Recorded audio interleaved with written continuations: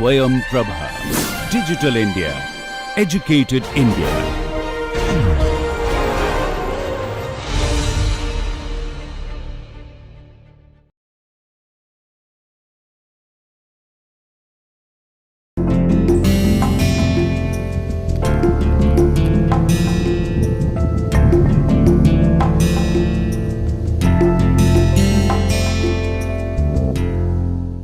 Welcome back, students. Today we will be discussing about landing performance. So far we have completed takeoff, cruise, endurance. Now today we will be discussing another very important phase of flight, that is called landing of an airplane. And before going to the board, if I try to demonstrate a landing, if you see, this is the airplane and this is the airstrip here. So airplane will align some landmark, maybe the center line of the airstrip, and basically it will be coming like this, and as it comes near the ground, it actually flares up. What is that? It is called flares up. So it is actually putting the nose up and ensures that the rear wheel touches the ground and then starts moving, but same time he applies the brake. Okay? Brake could be of different type. We'll discuss about that. So that whole exercise completes a landing performance, okay, or landing maneuver. But as per regulation, you have to give a specific numbers, a specific guideline for the pilot. And as per that guideline, it is, we start talking about landing performance when the pilot has ensured that the airplane is in the approach at a height of 15 meter, comes like this. This phase is basically, you will understand, is the gliding phase. You will be putting the thrust to bare minimum. Okay, almost you can say ideally it should be 0, but for safety reasons he may keep some 10-20% on using a clutch. Okay, so it comes like this, the glide like this, comes here. Now it flares up, flares. As it flares, then it touches the rear wheel touches the ground and then applies the brake and matter is over.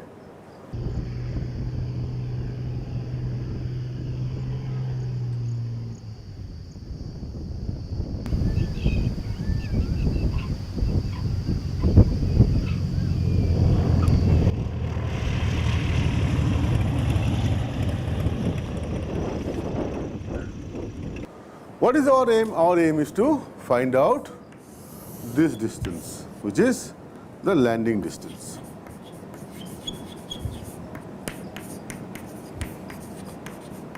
Okay? As per the regulations, the V15 is taken as 1.3 times V stall and V touchdown as 1.15 V stall. What is this V stall? Remember, V stall is the minimum speed with which I can balance lift equal to weight.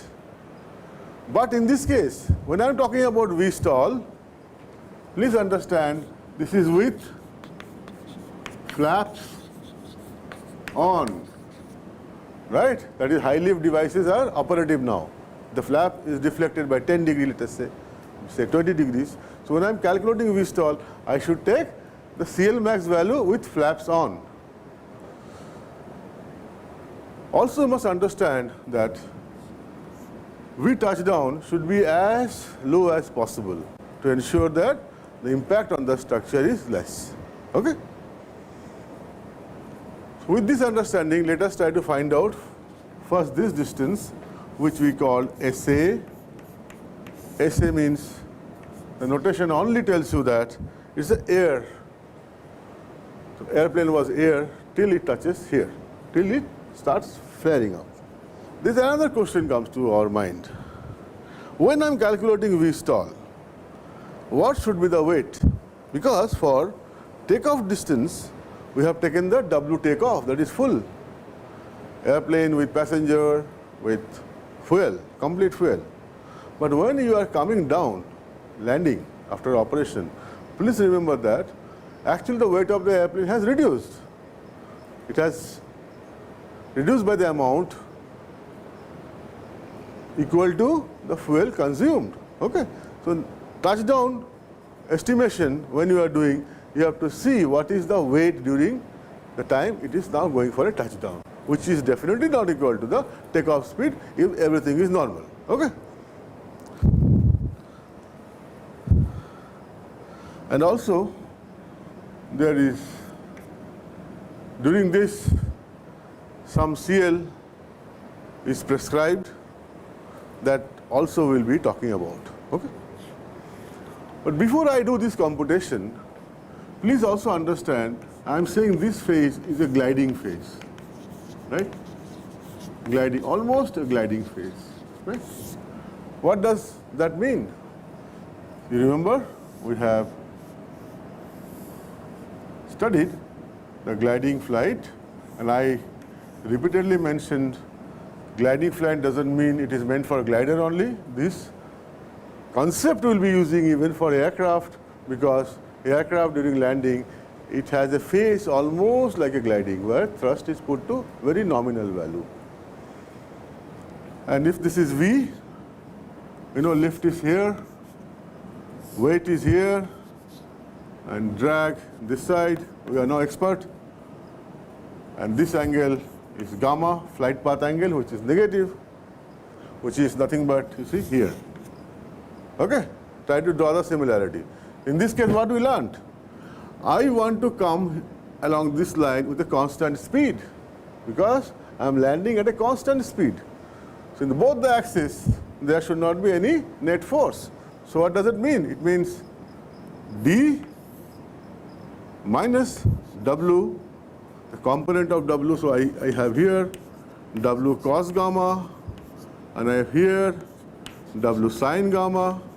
So D minus W sin gamma equal to 0, and L minus W cos gamma equal to 0, right? So this means D equal to W sin gamma, L equal to W cos gamma. You know this. If I combine this, what I get? D by L equal to tan gamma, or I write tan gamma equal to 1 by L by D. Okay? Is it okay? So D by L is tan gamma, so I can write tan gamma equal to 1 by L by D. This is equivalent writing 1 by CL by CD, and you are familiar with this expression that tan gamma is equal to 1 by CL by CD. And if you recall, for gliding, when we wanted maximum range, we want to fly at gamma minimum, and that is only possible if I am flying at CL by CD maximum, that is CL equal to CD naught by K under root. So it's nothing new we are doing. We are using those concepts. But when you are landing, it is not feasible for you to fly at CL by CD maximum. You will be flying at a CL by CD such that, depending upon the distance and all, such that this angle is within 3 to 5 degrees. This is also called glide path angle. Okay? So for that understanding, I have again revisited here. And also to restate this point, during this phase, I have deployed the flap. Okay? So CL and CD, they have changed. So I have to be very, very careful during estimation that I should take correct value of CL and CD. This is one. Second thing, in takeoff analysis, we have taken W takeoff, complete weight, fuel, all the airplane passengers. But when I am landing in a normal flight, I should also check how much fuel is consumed. Okay? So that time the weight is not the W takeoff, it is the weight minus the fuel at least. Okay? So these finer points you should know. Now as per the regulation is concerned, the landing distance is defined like this. Once this airplane is at 15 meters above the horizontal, in classically notation wise, you will find regulation use 50 feet. Okay? So from 15 meter, it comes here, flares, applies brake, whatever place it comes to halt, that is the landing distance. And there are specified speed limits that V15, that the V at 15 meter should be 1.3 times V stall. V at touchdown should be 1.15 V stall. Okay? This is to be maintained. Now we will calculate SA and other distances to calculate the whole landing distance. But you could see that conceptually nothing new we are doing. This part we know, gliding phase. This part is a flare. For 3 seconds it will be going at speed equal to V touchdown, which we know is 1.15 V stall. This also I can calculate. We have done it for takeoff also, similar way. And here we have applied brake. In the takeoff, we found acceleration, took average acceleration, but landing, we will take deceleration, we will take average deceleration, so that we can easily use V square minus U square equal to 2AS and find the S. Okay? Now, how to find this distance? SA is the question. That is a question here. As I told you, in estimating or calculating these things, you have to really apply your common sense to make things simpler, right? And get a quick estimate. That is the most important part. What is done, if you see any book, they have made an attempt to find out different ways. I will be presenting one simple way, and it really works well. And the principle is very simple. The kinetic energy plus potential energy, total energy, retarding force into distance SA. Very approximation, but it works. It's not that bad an approximation, because you can immediately question me, what is this? You're assuming the whole energy is going into this, whole energy is used by the retarding force. Yes, it is exactly not. A lot of other sources are there. The energy is getting dissipated. But major part is this. Okay? So now if I use this equation, what I get? I get kinetic energy half mv square. So it is, I say W by G is m. V square means here V15 square half mv square, so I put by 2. This airplane is also having potential energy here, that is mgh. M is outside, so I have to write 15 gh. Okay, I understood this. This is nothing but, this term will be m g h. So it's m g into 15. What is m? M is W by G. So W by G into 15G. That is exactly W by G into 15G. So it's potential energy. Minus the kinetic energy here, because here potential energy has become 0. So minus V touchdown square by 2. So this is the difference in total energy here. This is kinetic energy plus potential energy at V15 minus the kinetic energy here, and that is equal to the force, retarding force into SA. That is the work done. Okay? By the retarding force, that's the approximation. Okay? If I do this, I'll get something meaningful, and I'll get an approximate value. I repeat, this is not very accurate, but this is not bad, it works. So from here, using this relationship, I can write SA is equal to W by F into V15 square by 2g. Let me write this, V touchdown square plus 15. No issues? You could see that. I have taken the g inside, so V15 square by 2g.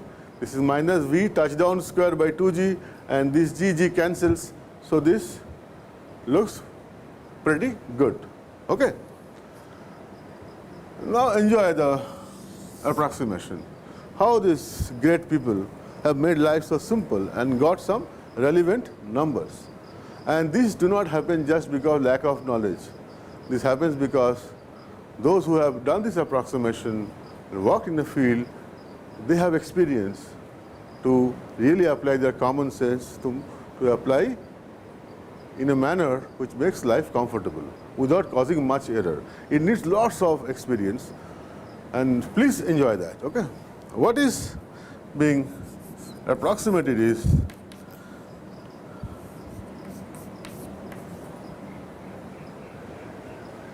the retarding force is primarily the drag, and for all practical purpose, lift is equal to weight. Okay.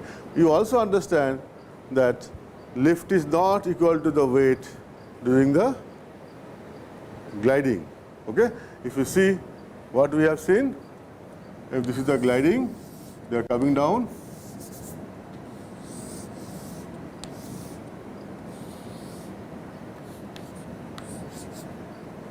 This is W, this is lift, this is gamma, so this is W cos gamma. So L is actually equal to W cos gamma. But here W is replaced by lift. Why? Because gamma, I was telling you, 3 degrees, small angle, small flight path angle. Okay? So it's not a bad approximation. And F is drag, because in the air, the energy is being dissipated because of drag. So this approximation, although not exactly correct, but not a bad approximation. So now I substitute here. So I write SA is equal to L by D V15 square minus V touchdown square by 2g plus 15. This will give in meters. Okay. So that is an approximate expression for your SA, which is the initial part. Okay. Let's again revisit. Please remember, V15 is to be computed as 1.3 V stall with the flaps on, landing gear on, and V touchdown is 1.15 V stall, okay, with flaps and landing gear out. What is also more important, you should understand, when you're talking about drag, then drag means during the air, when it is coming like this, drag we know half rho V square S CD naught plus KCL square, isn't it? But the moment you are putting the landing gear out, the moment you are putting the flap down, it is changing. CL is fine, but because of landing gear out, there is a CD naught of landing gear. Because the flaps are down, there will be increase in drag because of flaps down. So it is a fair enough equation for understanding purpose to write CD as follows. So I can write CD as CD naught plus K CL land, that is CL with which is coming, square, plus delta CD flap plus delta CD landing gear plus some miscellaneous. Okay, you will understand what is miscellaneous soon. Thank you very much.